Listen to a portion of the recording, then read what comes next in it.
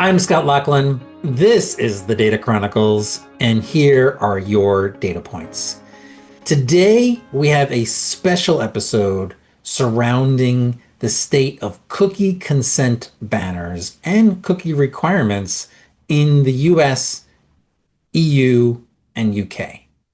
Earlier this afternoon, I did a live webinar for our clients with a few of my global colleagues in Paris, London, and California to discuss the wide-ranging cross-Atlantic and cross-practice issues that cookies were creating from both a regulatory, compliance, and litigation perspective. It was a terrific conversation. And fortunately, we recorded it. And now I want to share it with the Data Chronicles audience. Now, importantly, I know what you may be thinking. Who wants to hear about cookies for an hour? And frankly, that's where my head was many years ago. Every time I heard about e-privacy directive and cookie consents and preference management, my eyes would glaze over and my attention would immediately go elsewhere. That has changed over the past several years, for me at least. Now I see cookies and web tracking technologies as frankly ground zero on key thematic issues that appear over and over again in the privacy and data protection space. Issues like notice and consent, data minimization, defining sensitive data, data governance, third-party risk management, data brokerage, data governance. There's just so much that's there. So if you love cookie discussions, this is a great episode. And if you don't love cookie discussions, just give this one a try. I think you'll find, like I did, that cookie issues are much, much bigger than the small amount of code used to create data about the use of the internet. Enjoy. Okay, well, I think we have folks who are still trickling in, but there's a lot that we would want to get through today. So let's go ahead and get started. Thanks everybody for joining today's webinar on cookie compliance and effectively the current state of play in the EU and in the United States. For those who I have not met, my name is Scott Loughlin. I am a partner in the Washington, D.C. office at Hogan, and I co-lead the privacy and cybersecurity practice here at Hogan Lovells and lead it here in the United States. And I'm so happy to be joined by a few of my colleagues, both in the United States and in the EU and UK, to talk about really a cross-practice, cross-Atlantic issue that we are seeing with many of our clients. And I'll let each of my colleagues introduce themselves as they are first speaking during the conversation. But you'll see that in order to tackle these issues, we've kind of brought together a team of people who focus on these issues, not only from a cross-border perspective, but also from a cross-practice, and that it's become equally a litigation issue as it is a regulatory issue. So I think maybe if I start the conversation, I would say that as digital privacy which continues to evolve, I think the past few years have seen significant regulatory developments that are shaping how organizations collect, manage, and protect user data online. Cookies and tracking technology, once seen as really simple tools to enhance the user experience, are now at the center of these complex legal frameworks and enforcement actions on both sides of the Atlantic. Trackers have long been a concern in the EU. I think the European Union and the UK have provided the GDPR and the e-privacy directive, which really remain the cornerstones of cookie compliance. They really rely on explicit and informed and freely given consent for deploying those non-essential cookies, everything to cover analytics and advertising. But even there has been much more focus on cookie banners themselves and how individuals are providing that explicit, informed, and freely given consent. Meanwhile, in the United States, the landscape is maybe unsurprisingly fragmented and chaotic. While I think it's safe to assume that cookies and trackers were not an area of legal compliance focus for really the first few decades of the internet, that has now changed. And cookies and trackers are now within the focus of the FTC and federal regulators, state legislatures and AG, and importantly, the plaintiffs' bar. So, where does that leave us? Because I think compliance teams and legal teams who are tasked with solving what would seemingly be an easy issue are being pulled in a number of different directions, with conflicts really looming everywhere. A global approach versus a localized approach. The who is setting the standards, legal or marketing, first party data versus third party data, and which one we're going to rely on. And most basically, are we having a friendly user experience versus something that we're trying to emphasize compliance? Really difficult, important questions, which I'm hoping we can focus today's conversation on. So before we dive into that, just a few housekeeping items. This presentation is eligible for CLE credit. I think everyone has received the form as part of the invite. On the form, you'll see that there's a space to add a CLE code. We'll announce that code during the course of the conversation. And you'll want to add that code to the form when you submit it. The instructions on where to submit it and how to submit it and when to submit it are all on that form. But please do let us know if you have any questions. Questions are encouraged. If you have questions during the course of today's conversation, please just throw those into the chat. We'll try to work those into the conversation either during the remarks or at the very end.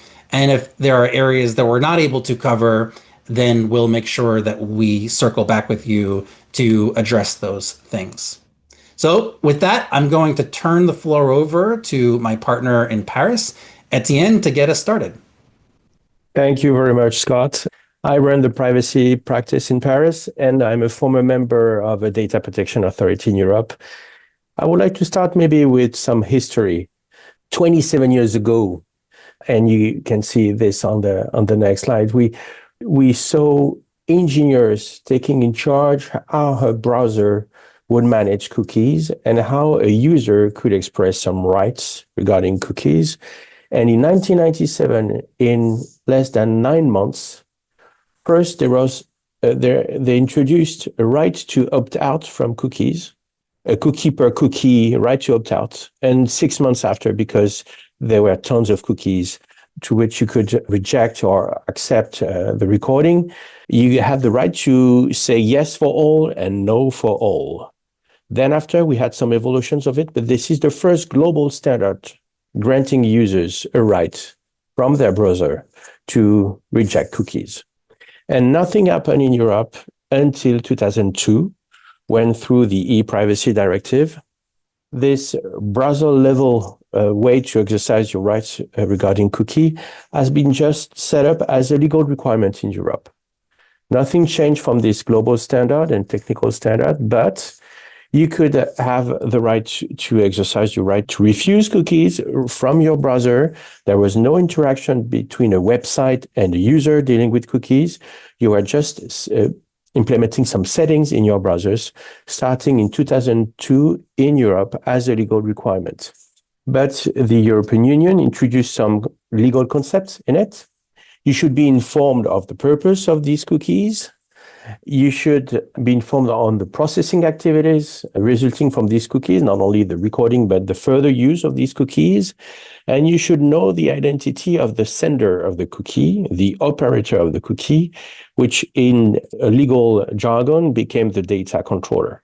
So the entity that controls the recording and use of these cookies. This started in 2002 and we lived until that you can see on the last slide, until 2009, which is the existing legal framework in Europe, where since the e-privacy directive has changed, we flipped from an opt-out regime to a consent requirement in the European Union, and not at the browser level, but at the website level. So you should describe the access and recording of an information on the terminal device of the user is subject to a clear information of the user on the purposes, processing operations, and who is operating the data resulting from the recording of a cookie.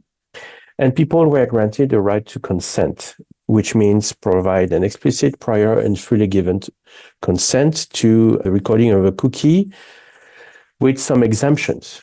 There was no, and there is no consent requirement if you drop cookies, which means you read or record an information in the terminal device of a user for the sole purpose of carrying out a communication or facilitating a communication. And if the dropping of a cookie is strictly necessary for a service which has been explicitly requested by the user. For example, authentication cookies, or the products you would put in your cart before making a payment. All this is strictly necessary for the service you are using, and therefore are not subject to consent. And this regime, starting in 2009 with the consent requirement, is the one we had and the one we will have. I don't know if this is forever, but for a long period of time, because during 5 years, an evolution of the privacy directive adopted in 2009 has been discussed, debated, and no agreement has been reached at political level. And in last February 2025, the European Commission has announced that it was just stopping any debate on a future e-privacy regulation replacing the privacy directive. Therefore, the 2009 regime is the one we have for years. It needs to being articulated with the GDPR, even if it has been adopted 5 years or 6 years before the adoption of the GDPR. It is not in line with the GDPR because it was adopted before the creation of the European Data Protection Board, and therefore it doesn't fall under a one-stop shop mechanism requiring regulators to discuss together, to agree on a decision, to agree on an interpretation and a sanction, and therefore cookies and the privacy directive are subject to some concept resulting from the GDPR, what means consent, for example, what means the proper information of users. But however, sanction mechanisms and interpretation are not coordinated and harmonized under the authority of the EDPB because this directive was adopted years before the GDPR was adopted. So now we can see what is the evolution of this regime on slide 7. First, the publisher is responsible for collecting consent because he is the sole market player having a direct relationship with user. So information requirements rely on the consent management platform, which is installed on the publisher's website or mobile application. And this CMP, consent management platform, is under the publisher's responsibility. There is a CMP service provider, but however, the publisher is responsible for the settings of the CMP. And we see lots of litigations resulting from a misconfiguration of the consent management platform. This is the publisher's responsibility. Then user choices and the clarity of their choices, the clarity of the description of purposes are also under the publisher's responsibility. And the balance and easiness to use your opt-in option or your objection to cookies, it should be equally visible to users. It's not a big green button to say yes and a small gray button to say no. It has to be equivalent because if not, it could fall under dark patterns or misconduct in commercial practices. The second part of the cookie consent is the recipient, the beneficiary of the consent, receiving this information about the consent of a user from the publisher's consent management platform. Here in Europe, the IAB Europe, the Interactive Advertising Bureau Europe, established in Belgium, has been defining a protocol, a TCF, Transparency and Consent Framework, which defines the set of purposes that could be disclosed to a user in a consent management platform, and how the value of your consent, the purposes for which you've been providing your consent, the recipient of your consent, the beneficiaries of your consent, could be defined in what we call a consent string. So in the middle of the advertising market, between publishers, agencies, networks, and advertisers, there is a critical consent string, which is a kind of a blockchain of consent, which describes exactly to which purposes and for the benefit of which company a user is providing his consent. The IAB Europe Transparency and Consent Framework is under the responsibility of the IAB just for the definition of this framework, the purposes, beneficiaries, and the consent string. However, the IAB Europe is not responsible for the use of data or the misuse of data resulting from a consent string. This has been confirmed by a set of decisions coming from the European Court of Justice until a Belgian Court of Appeal saying that the IAB Europe, the middleman of consent string, is only responsible for the definition, but not for the processing of data resulting from a string. Therefore, the advertisers, the ad networks are responsible for complying with the consent signal they receive from a consent management platform. And finally, on my last slide on the evolution, here we have some questions that I think can be very interesting for our audience because it gives an idea of the impact of the consent requirement on the collection of consent and the collection of data for advertising purpose. From a browser-based cookie consent to a cross-device consent, here people are asked to provide their consent every time they have access to a website.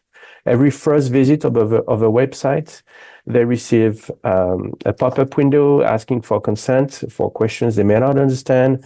They say yes for all, yes for some purposes, yes for some recipients of my consent. And this consent fatigue is the main concern of EU regulators because they have promoted so much consent requirement that today they are a bit disappointed to see that almost 70 to 85% of users provide their consent. Maybe because they don't have time to think twice about it, because they are not interested in the consequences. But when they are clearly informed and that they are offered to say yes or no in an equivalent manner, they say yes. So it's not a killing app from regulators against the advertising networks. And today, some evolutions are anticipated. Could a user provide a consent not only for this browser and this terminal device, for example, a laptop, and have to re-express the same consent or another decision for a smartphone or another browser installed on the same device? There is a quite interesting evolution to implement cross-device consent, which means that if I'm able to authenticate the identity of the user, we would have a user-centric approach of the consent instead of a device-centric approach of the consent. And therefore, you could use the consent you collected from a smartphone to consider that this consent is also available to advertising companies for the same laptop of the same user. It works in logged environments when people are logged to their user account of a service, for example. It can be quite useful. Another evolution we see is a group consent option. When I provide my consent to a specific company, it could be this company as an affiliate or a sister company or a mother company of a group of companies. And regulators see this as a way to be interested in the withdrawal of my consent. So businesses are much interested in collecting consent once for several environments, several devices or at group level. And regulators see it as a good way maybe to obtain consent, but when people would like to withdraw their consent, they would have to do it once for all the beneficiaries of this consent. So these evolutions are on the table based on discussions between regulators and stakeholders of the market without any evolution of the legislation based on the 2009 directive. But it's quite interesting to see that the scope of this consent requirement is extended largely from the evolution of the German law on data protection to some recommendations from regulators, and finally to an opinion from the European Data Protection Board saying that any equivalent tracking technology which has not the characteristics of cookies, which may not result from the recording or dropping of an information in the terminal device of a user or from the terminal device of the user, should still be subject to consent because it has an equivalent effect. For example, pixels, hyperlinks, device IDs that may result from the operating system of a mobile phone, for example, or even the IP address without which you cannot browse the internet, could be subject to consent when their use is not strictly necessary to establish a communication for a service explicitly requested by the user. The beginning of this extension is on the table through several litigations after this EDPB decision to extend the scope of the consent requirement. Still, without any evolution of our legislation, this could have a huge impact on direct marketing by email, for example, because pixels are usually used in email marketing. And some other evolutions are coming about cookie walls. Could I provide a legitimate and valid consent if this is an alternative to a payment? Would you like to pay to access the service, or would like to provide your consent for advertising? This debate has been regulated by some EDPB opinions that were a bit blurry, saying under certain conditions, these pay or consent mechanism could be valid. And finally, the European Commission, under a specific legislation, the the Digital Services Act, said that maybe it would not be fair for huge market players, but it could work for smaller ones. So this difference between market players, depending on their size, dealing with privacy, is also an evolution, maybe more based on competition law than only on privacy laws. And the last but not least question that is on the table is that dropping an information in the terminal device may be subject to consent, is subject to consent when it's not absolutely necessary. But in itself, the sharing of data between businesses is not subject to consent. And more, we see the scope of this consent requirement extended from the technical operation of recording an information in the terminal device to track this device or to track this user, to a way to ban or subject to consent any profiling activity or any sharing of data from a stakeholder to another stakeholder. However, under the GDPR, the sharing of data from a party to a third party is subject to prior information, a right to object, but not per se to the explicit consent of user. Therefore, the extension of the cookie regime above its pure technical regulations to other scenarios of data sharing is at stake. And I think that we can summary with this slide 9, that cookies could be used in situations exempted from consent or subject to consent. And the valid consent is required to be offered directly to the user, resulting from an explicit expression of will. You should describe the purposes for which cookies will be used or equivalent tracking technology will be used. The information results from a cookie banner attached to a categorization of purposes to use a useful standard for the ad tech industry. And this consent should not be ambiguous. Nothing new here, but more and more impactful, I would say. And maybe this is time to give the floor to Katie McMullan. Hi, everyone. I'm Katie, and I'm based in our team in London. So, look, we've had rules in the EU and UK regarding consent for cookies for almost 20 years now. And you'd be forgiven for thinking that knowing how to comply with a legal obligation that's been in place for nearly 2 decades would be really clear cut. But I think as Etienne and Scott before him have highlighted, this is really far from the truth. And look, I just wanted to update you with sort of two key developments from the UK post-Brexit. So in January this year, the UK's ICO announced that it intended to tackle cookie consent compliance as part of its online tracking strategy for 2025. It actually began its assessment back in 2023. It reviewed and wrote to the UK's top 100 websites to ensure compliance with the UK's cookie standards, which are in line with the standards that Etienne just described. It wrote to 53 of the sites it reviewed and basically warned them that they faced enforcement action if they didn't make changes to the use of advertising cookies. Sort of separate to this process, in September last year, the ICO took enforcement action against Sky Betting and Gaming for setting advertising cookies without consent.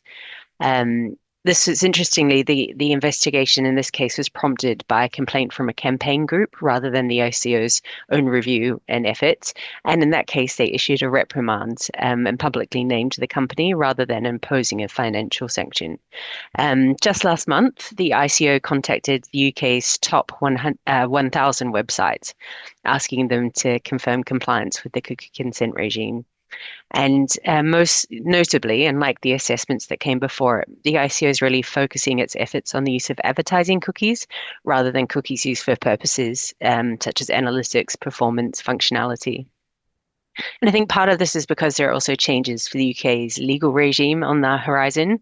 So we have the UK Data Use and Access Bill, which will reform some areas of the cookie consent rules. So one of the major changes is that there is going to be an increase in fines for cookie breaches. So these will align with the GDPR. But crucially, and maybe good news for some of the audience today, the DUA bill also introduces some exemptions from the cookie consent requirements. So in cases where the deployment and use of cookies pose a low risk to privacy. So that'll be circumstances where cookies are used solely for analytics, or where they're strictly necessary for security, or maybe to prevent or detect fraud. So I guess these reforms are likely why the UK's cookie compliance review and the ICO strategy focuses on the most intrusive types of cookies. So the DUA bill is in its final throes, so we're hoping we'll have news of it being finalised in the next days, if not weeks. And I think in terms of enforcement risk from a UK perspective, there's probably two key things to note. The ICO has been very clear. It said it plans to publish the names of non-compliant organisations. I think that indicates it represents more of a reputational risk than a financial one. And it's also signalled that it's working with its international counterparts on this, so hinting at sort of an alignment with EDPB enforcement priorities. So just in short, the basic rule, consent is required unless strictly necessary. That's been around for years. But the reality is that compliance remains quite complex and evolving. The ICO is clearly prioritizing this area, but in the most privacy intrusive cookies, and there are new legislative changes on the horizon. So I guess with those two key messages in mind, I'll pass you back over to Scott, who can take it from here. Thank you, Katie. So if we can hop over to the next slide. That's the scene where we sit in the GDPR and the EU and the UK. And in some ways, the rules there are more clear, even though they are more complicated. There's been a rich body of at least, the couple of decades of experience that both Etienne and Katie have described, even if many organizations continue to struggle with compliance, given how difficult the laws are to applying to this new types of technology. But we are especially seeing that dynamic play out in the United States. Cookies and tracking technology has been around in the United States for just as long as it has been in the EU. And however, the US regulators and US legislatures have never really considered it to be a big issue other than in the past couple of years. And here I want to draw an important distinction because it can be an area of confusion. When we're talking about the cookie consent banners in this context, what I'm not talking about is the US state laws that will require obligations to provide do not sell or do not share links and opt-outs. those are closely connected, but also separate from what these potential legal requirements are. Because these legal requirements are kind of coming out of different laws than perhaps what is strictly required under those comprehensive state laws. And in that way, if you go to the next slide, you'll see that the conversation has really been around how to deploy the number of existing laws that we have to online technologies. And this started to first occur after some news reporting that described how potential sensitive health information was being captured by cookies and by pixels that were deployed on healthcare providers' websites. That caught the attention of state AG. It caught the attention of the FTC. It caught the attention of OCR from a HIPAA perspective, all of whom started to come into the position of looking and saying, "Wait, hey, maybe if this is sensitive information, we shouldn't be in the position of allowing a third-party pixel to be able to collect and effectively disclose that information without the affirmative consent of the individual." And that issue started to then play out into HIPAA and the FTC as being the first two federal areas where there has been focus.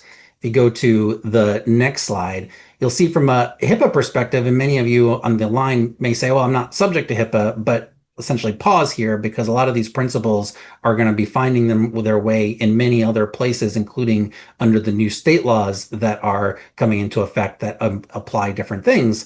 But they'll say, hey, data that's being collected on a website from an individual company that is subject to HIPAA, and that information may itself be revealing of an interest, a desire, or an underlying health care condition, or a desire to receive treatment or information about a healthcare condition. And as a result, we're going to be considering that to be protected health information in the same way that the information that appears in your doctor's records would be protected health information, effectively drawing no difference between what would be collected by a cookie versus what is collected by a doctor in her or his notes when they're providing treatment. Essentially, all of that information needs to be treated and protected in the same way. And importantly, as we look at this, what would the implications of that would be significant, because trying to get a consent from an individual is really difficult in the HIPAA context, and frankly, just is not possible through a typical type of cookie compliance regime. And it also provides obligations surrounding in the event that you were to collect information without the authorization of the individual through a cookie, then that would trigger a potential notification obligation to the government and to the individuals. And you may have seen in your own worlds that many organizations actually did that. There was hospitals and healthcare facilities issuing breach notification letters describing that they had implemented tracking technologies on their websites, and that was a potential violation of HIPAA. If you go to the next slide, you'll see that HHS and OCR wasn't alone. There was a series of enforcement actions by the FTC that was focused on how sensitive information may be collected through websites and how that sensitive information may then be disclosed to third-party technology companies providing cookies, pixels, or other types of tracking methodologies. GoodRx would be, an example of these, where GoodRx, which is an online couponing company for pharmaceutical products, was alleged to have included a cookies on its website, which would allow the cookie technologies to understand what individuals were seeing what particular sites, and then be able to take that information and inform their social media profiles. And so if an individual were looking at a coupon for Viagra on the GoodRx website, then that individual's information would have been captured through that cookie and then been transmitted and included within the online profile that is made available from the social media. And those individuals could be advertised to for Viagra or ED products off of that particular website. And the FTC, amongst many other allegations, really in all of these, said it is an unfair trade practice for organizations to collect sensitive data and then be able to disclose that data to third parties, including the providers of those cookies, without the affirmative consent of the individual. And that itself, where we're saying that we're going to deploy not a specific privacy law, but essentially the consumer protection laws under Section 5 and then the states and their equivalents, looking to deploy that as this is saying this Section 5 obligation is going to require some level of affirmative opt-in consent for the collection of information. And if you want to do it, then what other means do you have to obtain that consent other than a cookie banner? And now all of a sudden, we're seeing these now federal actors start to say, hey, at least with respect to sensitive data, we're going to now require some level of affirmative opt-in consent that is different and unique from the opt-out models that the states had provided. And that issue starts to play out in some state laws too, where we're starting to see like Washington My Health My Data come up, or the New York HIPAA, or the new law in Virginia, that all of which are going to require consent from an individual before the collection of what would be considered sensitive information and specifically designated information under those laws. So healthcare organizations, life sciences organizations, and those who perform services to those organizations end up being in a much larger category of organizations who have to be specifically concerned about how information is being collected by tracking technologies on their particular websites.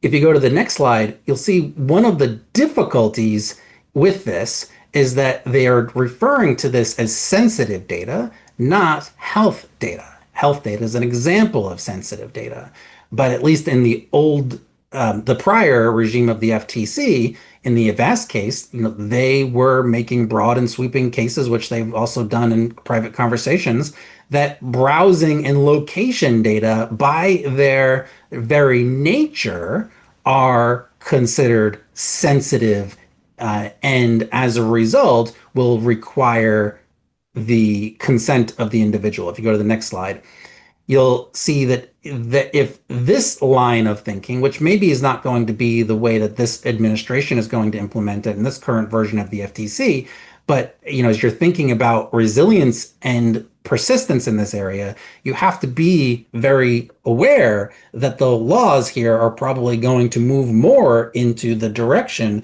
of saying what is sensitive information, and that blurry line between what's sensitive and non-sensitive can be very blurry indeed when the FTC effectively says, well, we have said geolocation information is sensitive by its very nature. That's been our longstanding precedent.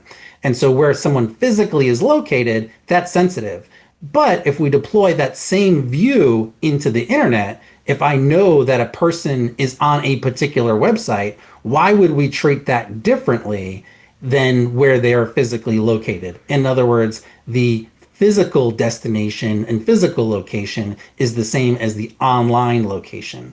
That is where this view would be moving toward. And if that starts to find itself into other laws, including in a future FTC, you'll see that we are going to be in no position other than trying to broadly think about what consent obligations will look like. If you go to the next slide, all of those things were really higher level kind of issues around thematically. Are sensitive data? Are you collecting sensitive information? Are you disclosing sensitive information? And did you get the consent? There's also kind of the state level oriented issues, which can get very weedsy, and we'll have a separate conversation about them at some point in the future, around how the consents need to be provided if they are going to be provided. Issues surrounding symmetrical choices, which came in by the Honda case, or dark patterns of whether individuals have the ability of fully effectuating those rights. The issues surrounding data minimization as part of the verification process, which came in both in Honda and in Todd Snyder. And then, issues surrounding, can organizations effectively outsource this responsibility and liability? And the answer to that, at least in Todd Snyder, is like, no, you cannot. And so if it turns out that your consent and preference management system is not working, sorry, that's your fault, right? You should have been the one to have confirmed that it was working. You can't point the finger at any of the partners that you used in connection with those relationships. So another dynamic to cookie consent, which in some ways is part of the story, but the bigger story is, do I need a cookie banner or not? And frankly, the regulatory overlay and what that is requiring is frankly only half the story, and maybe not even half, because in some ways the law here is developing in the courts faster than it is developing from the regulators and the law. And that is where I'd love for us to spend our next moment talking about the US litigation landscape. Now, with that, I'm going to pass the baton over to my partner, Vassi, to talk about how this area is developing quickly in US courts in the context of litigation.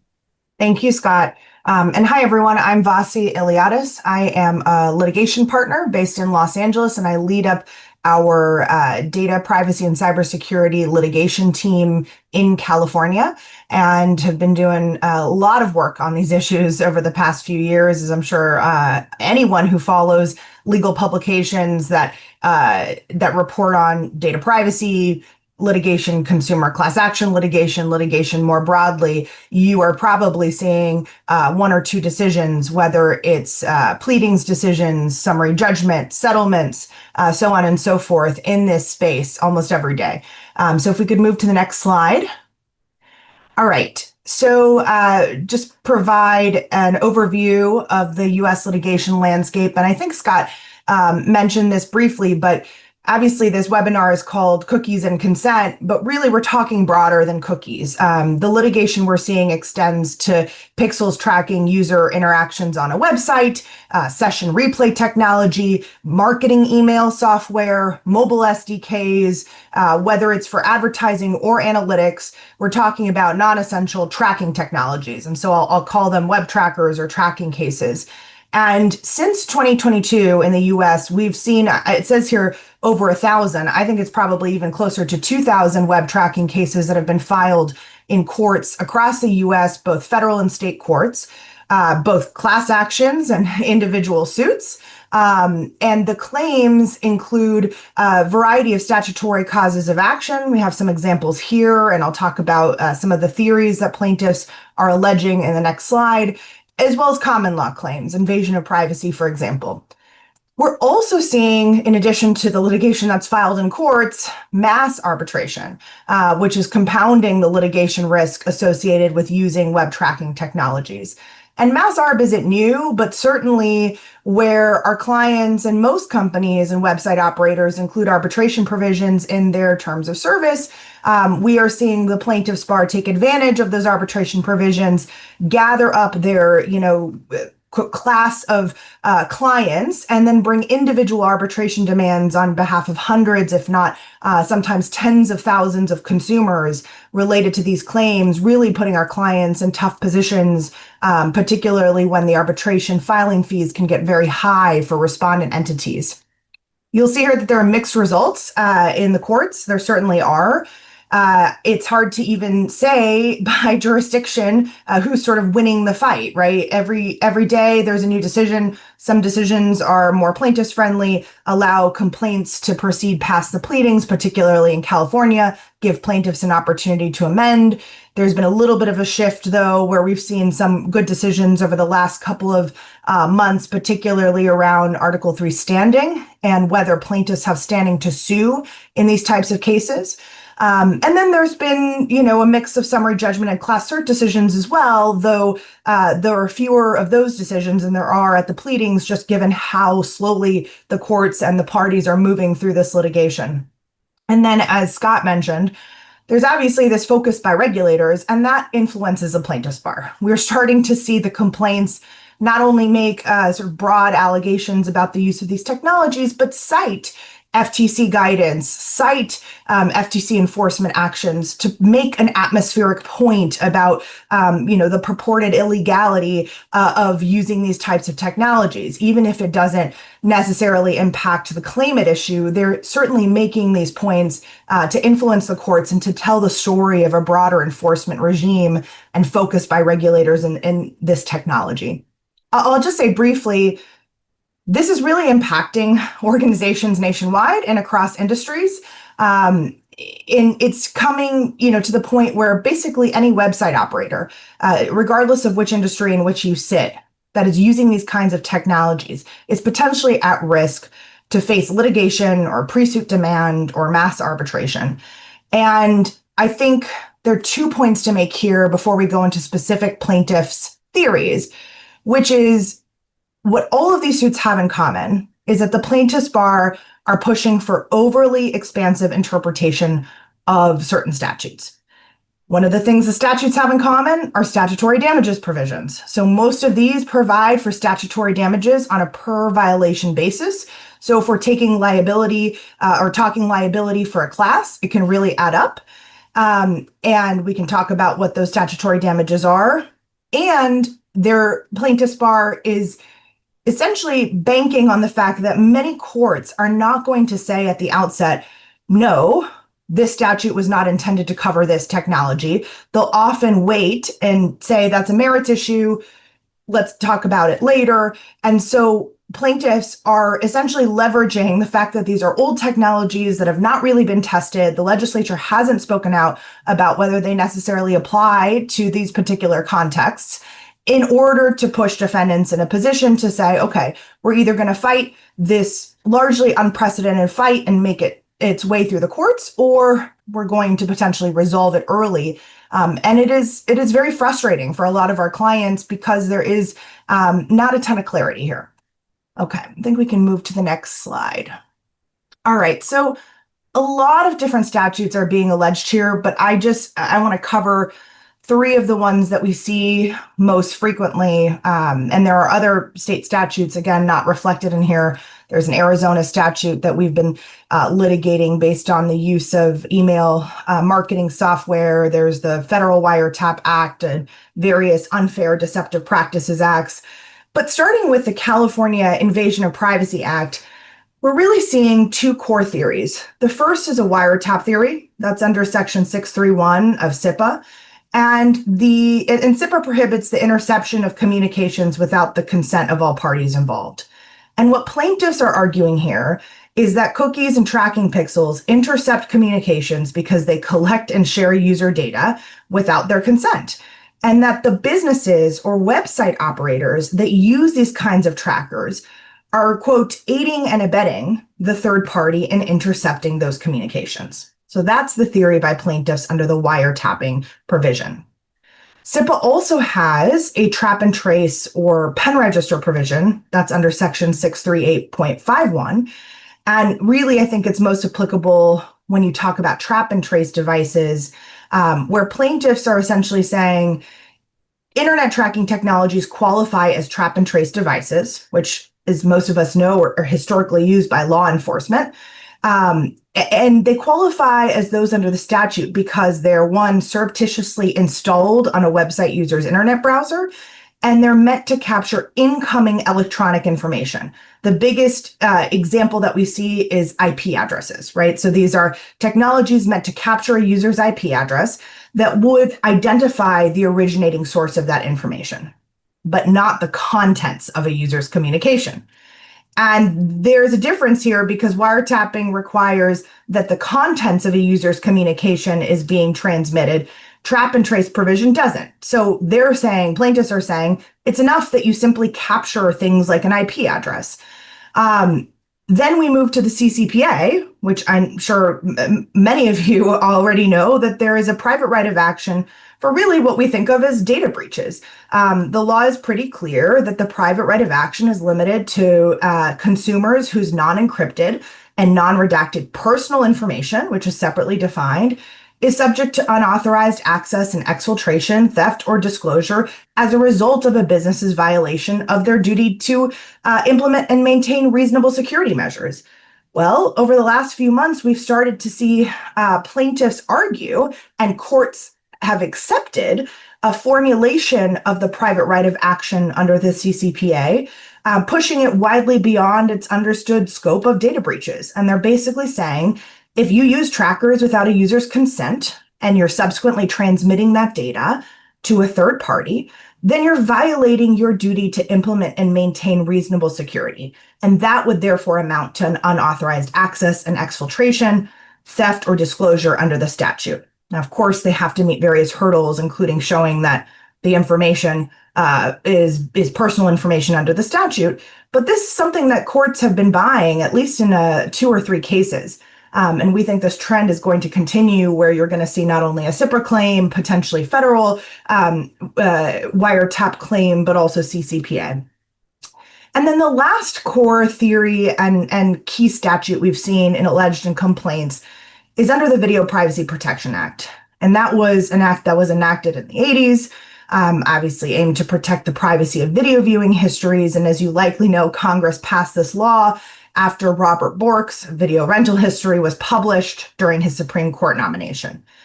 It is a law that applies to videotape service providers. In 2012, we saw it being applied to streaming services.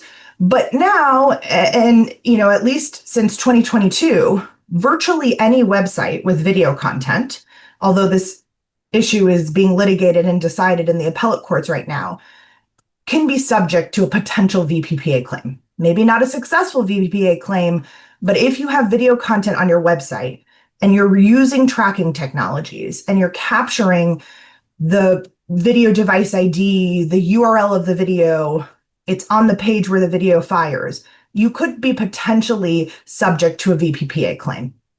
And under the VPPA, personally identifiable information is defined as information that can be used to identify an individual's video viewing habits. And so what plaintiffs are saying that is if you use a tracker on a website that offers video content and you combine that with the transmission of user data to third parties, assuming that data would identify the video that the person watched, that it violates the VPPA.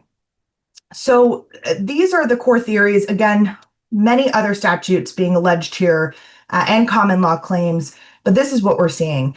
And I think in response to this, there are a number of arguments the defendants and that we are making on behalf of our clients. But one of the bigger arguments we've been seeing being tested over the last couple of years is whether the plaintiffs in these cases even suffered a concrete privacy injury. And even in state court in California, where there's no analogous Article 3 standing requirements, you can only bring a civil action under these statutes, particularly SIPA, if you've been injured by the statute.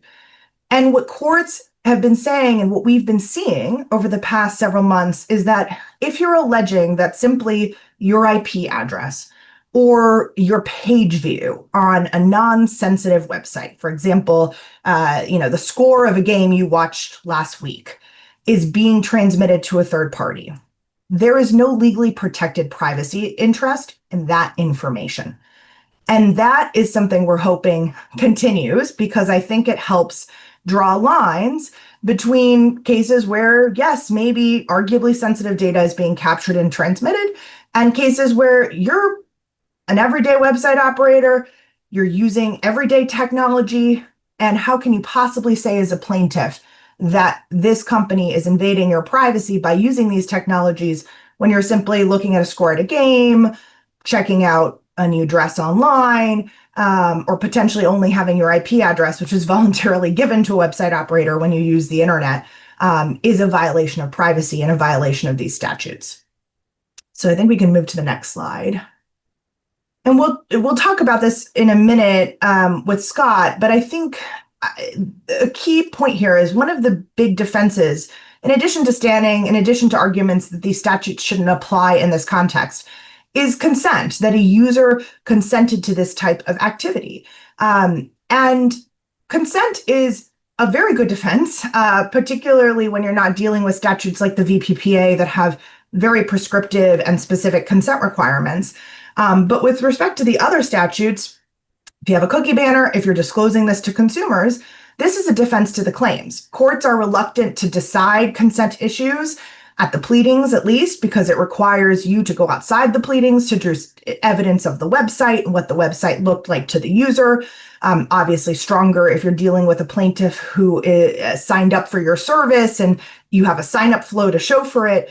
But I think all of these cases underscore why banner notices and other user engagement design matters. And we'll talk about the various options, but I think it's a way, it's not a perfect way, but it is a way to mitigate the litigation risk that we're seeing. You can move to the next slide.